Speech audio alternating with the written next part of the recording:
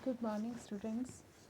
बेटा आज हम चैप्टर 3 पार्ट 1 का बंधुत्व जाति तथा वर्ग यानी किनशिप कास्ट एंड क्लास ये करने जा रहे हैं। अब इस चैप्टर का नाम बदलकर हो गया है सोशल हिस्ट्रीज यूजिंग द महाभारता। चाहे CBSE ने इस चैप्टर का नाम बदल दिया है, लेकिन बेटा इसका अंदर का जो कंटेंट है वो एज इट इज़ है। तो अब हम इस चैप्टर को महाभारत एपिक के नज़रिए से देखेंगे। तो सबसे पहले हम इस ग्रंथ के बारे में, इस महाभारत के बारे में थोड़ा बहुत जान लेते हैं। तो हम ये देखते हैं कि महाभारत जो है वो दुनिया का सबसे बड़ा महाकाव्य है, यानी वर्ल्ड का सबसे बड़ा एपिक है। इसमें कोई 1 लाख के करीब जो है वो श्लोक हैं और इसका जो पुराना नाम है जय संहिता था। ये वेरी इंपॉर्टेंट क्वेश्चन है कि महाभारत का पुराना नाम क्या था। और ये इंडिया के सबसे समृद्ध ग्रंथों में से एक है, यानी इंडिया के जो बड़े बड़े एपिक्स हैं जैसे गीता है, भगवत गीता है, रामायण है, गुरु ग्रंथ साहब हैं, कुरान शरीफ हैं, और भी जितने भी एपिक्स हैं, वेद हैं, उपनिषद हैं, उनमें से ये वन ऑफ वेरी फेमस जो है ये एपिक है। और इसको लिखने में कोई 1000 ईयर्स जो थे वो लगे थे। करीब 500 BC से इसे लिखना स्टार्ट हुआ था और ये 500 AD तक लिखा गया था। महाभारत में उस समय की जो समाज की सिचुएशन थी और जो सोशल रूल्स बने हुए थे, तो उन सब की हमें जानकारी इस ग्रंथ में मिलती है। और इस ग्रंथ में शामिल कुछ कहानियाँ तो ऐसी हैं जो महाभारत को लिखने से पहले प्रचलित थी और उनको भी इस ग्रंथ में शामिल कर लिया गया। उन कहानियों से कोई ना कोई हमें लेसन मिलता है, सबक मिलता है, तो उन कहानियों को भी इसमें शामिल किया गया है। वैसे मेन जो इस महाभारत का जो सेंटर पॉइंट है, जो मेन कंटेंट है, वो 2 फैमिलीज़ के बीच में हुआ वॉर है। हम सभी को पता है कि महाभारत में कौरवों और पांडवों के बीच में लड़ाई हुई थी। दिल्ली के आसपास कुरु नाम का महाजनपद था। हमने सेकंड चैप्टर में किया था ना कि भारत में 16 बड़े बड़े महाजनपदों का उदय हुआ था, तो उनमें से कुरु भी एक महाजनपद था।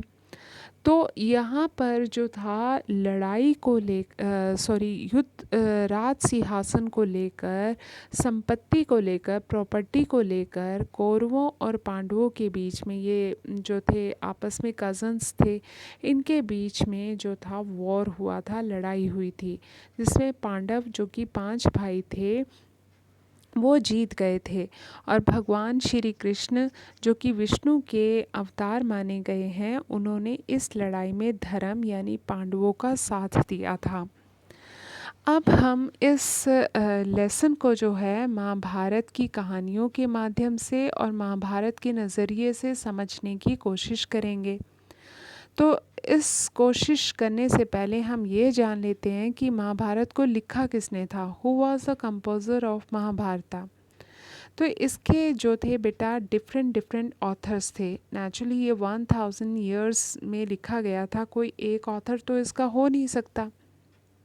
तो वैसे हम ये मानते हैं कि महाभारत को एंड में हम ये मानते हैं कि इसकी रचना किसने की थी, तो हम वेद व्यास जी का नाम लेते हैं। लेकिन नहीं, अकेले वेद व्यास जी ने रचना नहीं की थी, बल्कि इसको लिखने वाले बहुत सारे लोग थे। तो सबसे पहले इसे जो लिखना स्टार्ट किया था वो भाट सारथी थे।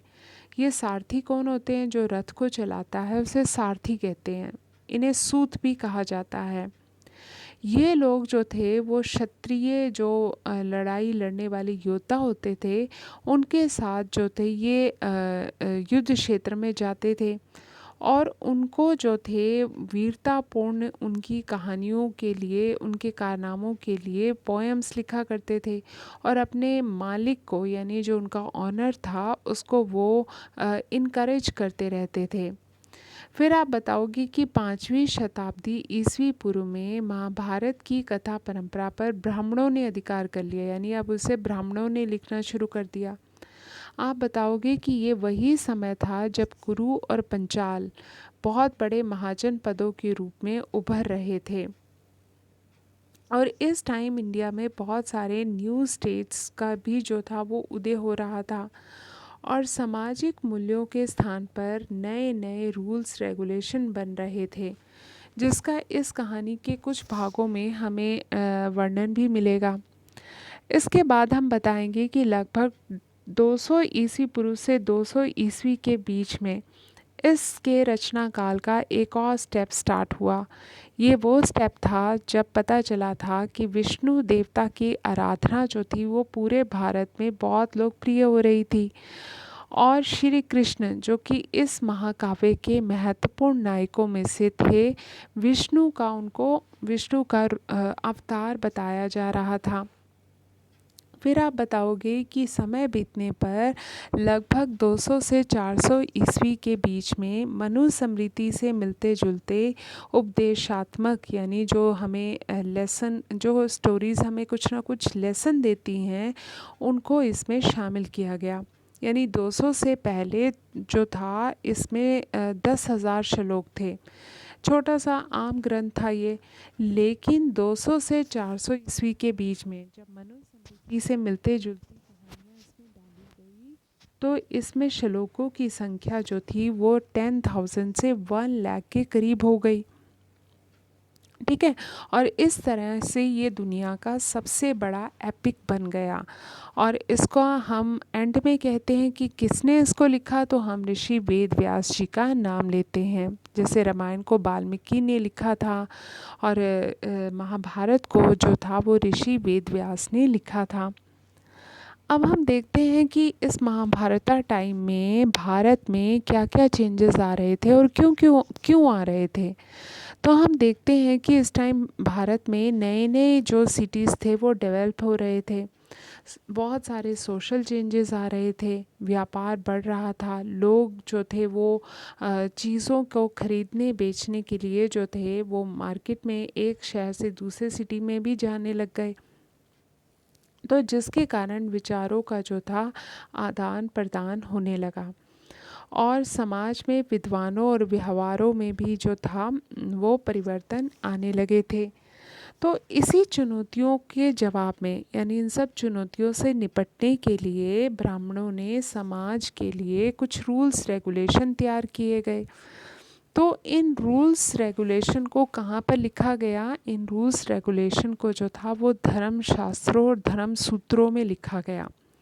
और ब्राह्मणों ने जो सोसाइटी के लिए रूल्स रेगुलेशन बनाए थे उसको समाज को भी फॉलो करना था, और ब्राह्मणों को तो फॉलो करना ही था। ठीक है, तो अब हम देखते हैं कि समाज में क्या क्या चेंजेस आए और उसका क्या रिजल्ट निकला। What were the disparities in society during Mahabharata time. तो हम ये देखते हैं कि उस टाइम समाज में वर्ण व्यवस्था जो थी वो प्रचलित हो गई। यानी ये जो ये जो ब्राह्मण्स थे, इन्होंने ये कहना शुरू कर दिया कि सोसाइटी में रूल्स रेगुलेशन बनाए जाएंगे, और इनको जो था हर किसी को फॉलो करना था, और उनको खुद को भी फॉलो करना था। तो देखो, हर सोसाइटी में कुछ ना कुछ डिस्पैरिटीज़ होते हैं, सब लोग इक्वल तो नहीं होते ना, घर में भाई बहन भी अलग अलग होते हैं, हर एक की रंग रूप शक्ल अलग है, विचार अलग है। ऐसे उस टाइम सोसाइटी में बहुत सारी डिस्पैरिटीज़ थी। डिस्पैरिटीज़ मतलब कोई अमीर है, कोई गरीब है, कोई छोटा है, कोई बड़ा है, तो इस तरीके से बहुत सारी डिस्पैरिटीज़ थी। तो उस टाइम भी हमारी जो सोसाइटी थी वो डेवलप हो रही थी, हो ही गई थी समझ लो। तो उस टाइम ब्राह्मणों ने ये कहा कि हम सोसाइटी को 4 पार्ट्स में डिवाइड करेंगे। पहला होगा ब्राह्मण, दूसरा होगा क्षत्रिय, तीसरा होगा वैश्य, और चौथा होगा शूद्र। ऋग्वेद में जो दुनिया की सबसे पुरानी किताब है उसमें एक पार्ट आता है जिसको पुरुष सूक्त कहा जाता है, और उस पुरुष सूक्त में क्लियरली बताया गया है कि 4 वर्णों की उत्पत्ति कैसे हुई। तो उसमें बताया गया कि बलि नाम का एक मानव था जिसको सेक्रीफाइस किया गया था, तो उसके सिर से ब्राह्मण की उत्पत्ति हुई, उसकी बाजुओं से जो था वो क्षत्रिय बने थे, और उसकी जांघों यानी जो उसकी लेग्स होती हैं उससे वैश्य बने, और उसके पैरों से शूद्र बने थे। तो अब हम देखते हैं कि ये क्या क्या काम करते थे।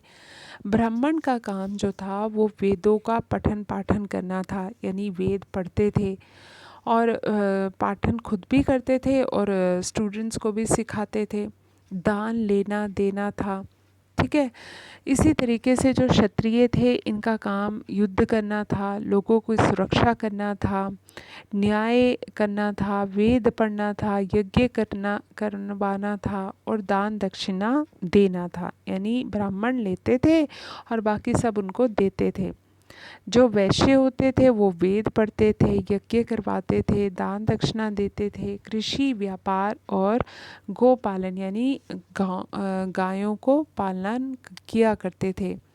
और एंड में हम कहेंगे कि ये उनके जो शूद्र थे वो इन तीनों की सेवा करते थे।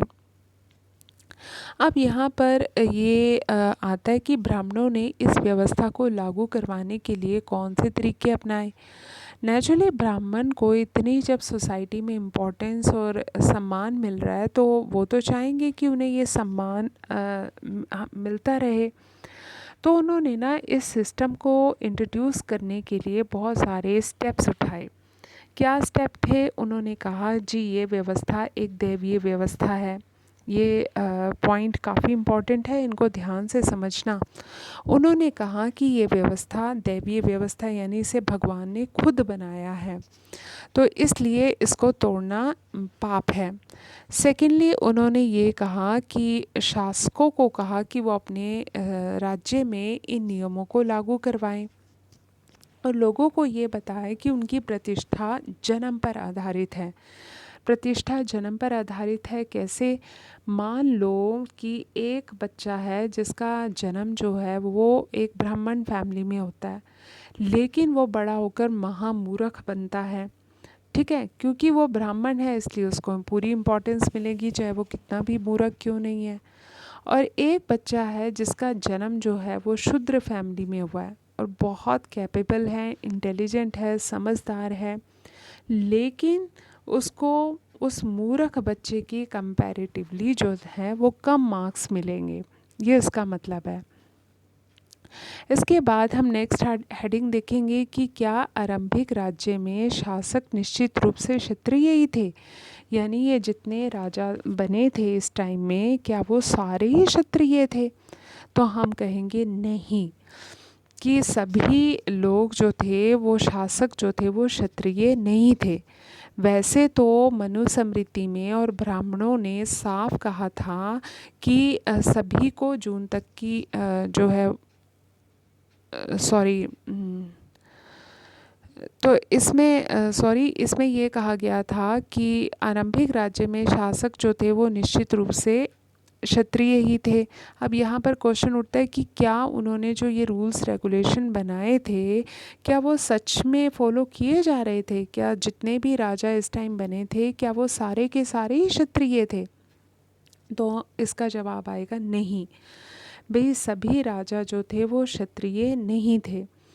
अब हम इसको एग्जाम्पल्स देखेंगे। सबसे पहले हम उदाहरण एक देखेंगे कि जो चंद्रगुप्त मौर्य था जो कि मौर्य वंश का फाउंडर था, बौद्ध ग्रंथ कहते हैं वो क्षत्रिय था, लेकिन ब्राह्मण कहते हैं कि वो निम्न कुल का था यानी वो शूद्र था।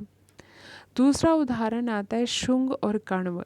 मौर्यों के जो बाद राजगद्दी पर बैठे थे वो शुंग और कण्व थे, ये लोग ब्राह्मण थे, ठीक है।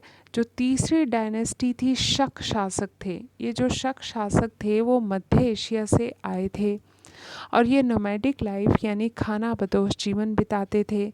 और ये बर्बर थे, बर्बर का मतलब गंदे, क्रूअल थे, ये अत्याचारी थे, लेकिन इन्होंने भारत में रूल किया था, तो ये तो बाहर से आए थे फिर भी ये भारत के में राजा बने थे। और इनमें एक शासक था रुद्रदमन जो कि बहुत ही कैपेबल राजा था और उसने भारत के लोगों के वेलफेयर के लिए बहुत कुछ किया था। इसके बाद हम उदाहरण 4 देखते हैं। उदाहरण 4 में आता है कि सातवाहन शासक है गौतमी पुत्र श्री सतकर्णी। वो अपने आप को कहता है कि मैं अनूठा ब्राह्मण हूँ, और वो कहता है कि वो क्षत्रियों के अभिमान को ख़त्म करने वाला है। वैसे तो वो खुद को ब्राह्मण कहता है, लेकिन उसी ब्राह्मण ग्रंथों के अनुसार कहा गया था कि राजा केवल क्षत्रिय ही बन सकता है, ना शूद्र राजा बनेगा, ना वैश्य बनेगा, ना ब्राह्मण बनेंगे। बट ये तो राजा बना था, और उसने ये भी दावा किया था कि वो क्षत्रियों के अभिमान को ख़त्म करने वाला है। और उस टाइम ये कहा गया था कि कोई भी राजा जो है अंतर्विवाह पद्धति का पालन नहीं करेगा। ये अंतर्विवाह क्या होता है? अपनी कास्ट में शादी करना। तो इसके बारे में डिटेल में मैं आपको परसों बताऊंगी। फ़िलहाल अभी आप ऐसे ही समझ लो कि अंतर्विवाह पद्धति का भी पालन करते थे। ठीक है। इससे एक बात तो साबित हो जाती है कि हमेशा क्षत्रिय ही जो है वो राजा नहीं होते थे। एक्चुअली जो जो राजनीतिक सत्ता का भोग कर सकता था, वो व्यक्ति जो कि समर्थन और संसाधन दोनों ही, यानी रिसोर्सेज और मनी अरेंज कर सकता था, वो राजा बन सकता था। इसलिए कहना कि ब्राह्मण राजा बनेगा, शूद्र राजा बनेगा, तो उस टाइम इन ब्राह्मेटिकल टेक्स्ट के अकॉर्डिंग तो ऐसा नहीं था। ठीक है, आज हम टॉपिक यहीं तक करेंगे। होप कि आपको अच्छे से समझ आ गया होगा। थैंक यू बेटा, हैव ए नाइस डे।